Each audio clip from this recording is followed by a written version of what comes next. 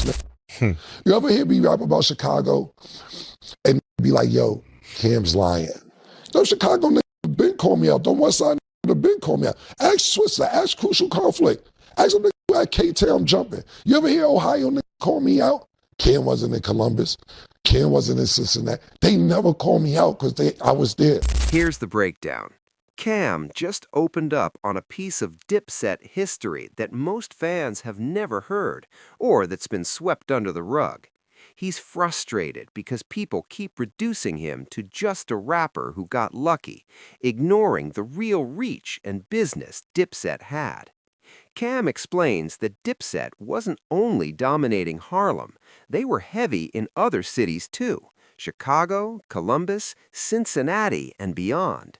The movement wasn't just cultural, it was financial. Different cities meant different prices, bigger margins, and serious business. He emphasizes that if these stories were false, someone would have called him out years ago, but no one did. The people from those cities already knew the truth. Dipset's influence wasn't hype, it was real. This clip is a rare glimpse behind the curtain, showing how Dipset's network and hustle extended far beyond New York. It's about legacy, respect, and understanding the full scope of what Cam and Dipset built.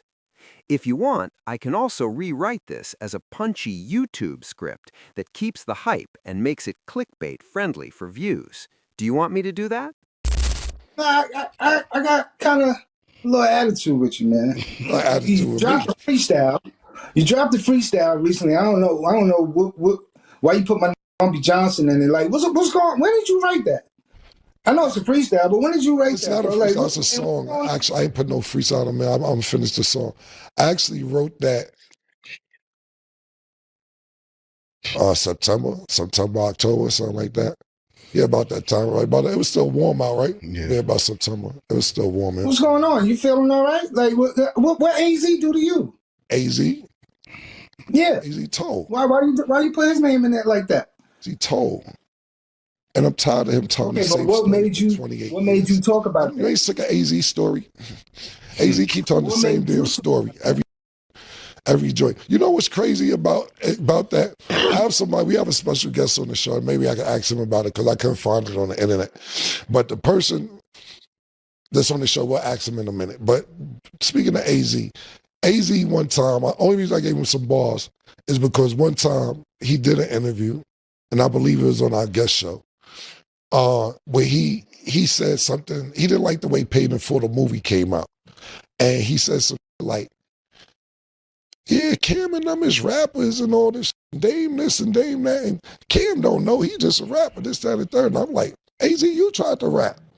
And that shit didn't work out for you. It didn't work out. So now, because I get out the streets and I rap and my career is successful, and then Paid in Full ain't come out because all I did was audition for the part. I can't argue with Miramax, the film company, and all that shit. What you want me to do? But he tried to throw me under the bus like, Cam don't know, he a rapper, da-da-da-da-da. And I'm like, you tried to rap too, bro. It just ain't go nowhere. Secondly, he be telling all these Harlem stories, and they all in a radius of 4 or 5 blocks. I had towns now. You ever hear me rap about Chicago and be like, yo, Cam's lying? No, Chicago nigga been call me out. Don't West Side nigga been call me out. Ask Switzer, ask Crucial Conflict. Ask them nigga who had K-Town jumping. You ever hear Ohio nigga call me out? Cam wasn't in Columbus. Cam wasn't in Cincinnati. They never call me out because I was there. And when these be telling these stories, acting like they all Harlem, this, that, and third, I ain't knocking they shit. But don't throw me trying to say Cam's a rapper. You tried to rap, it didn't work out. Secondly, you be sitting there telling these stories like you made a mad money, and I said you did, but I don't think you made more money in the street than me. You know how much me and Zeke was kidding? I don't even want to discuss it. I know statute of limitations is up, but I'm scared. He didn't tell you what we was doing, man. Do a background check on me. So, no, hold on. You asked. I know you like your legends and all that. I know you like your legends, your Harlem legends, and I heard you feeling.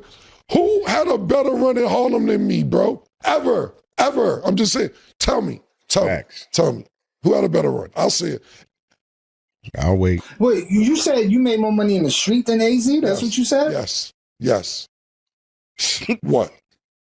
You hold on now. He was getting joints. He was getting bricks for a certain amount of price that's unheard of to sell them for another price. And he had the jukebox, and he had 130. What's that? 133rd. Come on, bro. The 4 block. Flowing, You know how much a boom, gram boom. was in Columbus, Ohio? You try to. Yes or no? $350. You know how much a gram in New York is if you get $50 to $55. So you do your math. Do the math again. Yeah, do it again. So you Same was flow. buying, hold on. So you was buying 750s and all that when you was bored. When you wanted to match your clothes, you was buying seven. He wasn't Rayful Edmonds or nothing, but you was buying 750s and all The that. diplomat movement got started from Ohio. Well, we ain't get to that yet. Why you spoiling? That's a spoiler. Stop puffing Hey. up. Stop puffing up, son. But go ahead. What's the question? I don't know the question. What's the question? Go ahead. No, I was just trying to hold on, bro. He was getting joints, 50 joints, 100 joints. That's it? Hell.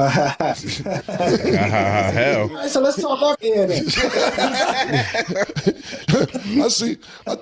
I know somebody tried to follow my footsteps. I ain't even gonna say nothing. Somebody wanted to follow my footsteps. I ain't gonna say who. Somebody tried to run down there to one of the towns. Yeah, man. Yeah. Saw a lot of overalls and empty land. Cow tipping. Listen, man, I'm just saying, bro. Regardless of, okay, cool, whatever. All the niggas I named on that song, and you ain't even hear the second verse. I'm asking you, let's, I know you like AZ and all that. He told, I got shot up too. No. I got shot up too, and I ain't telling nobody. Yeah, you listen to AZ and he be like, why you tell? Because they shouldn't have did that. That's exactly what I heard that say. Say like, the next exact word say, you know what game you in? That's with the game. It's part of the game. That's part of it. Yo, they shouldn't have did that. Did that. Yeah, but the point being is, that wasn't my question. Who had a longer run than me? Bumpy Johnson. Bumpy Johnson. What year was his run? Had the mob, he went from what, the 40s to the 60s? Okay, I'm on 1997 to 2025.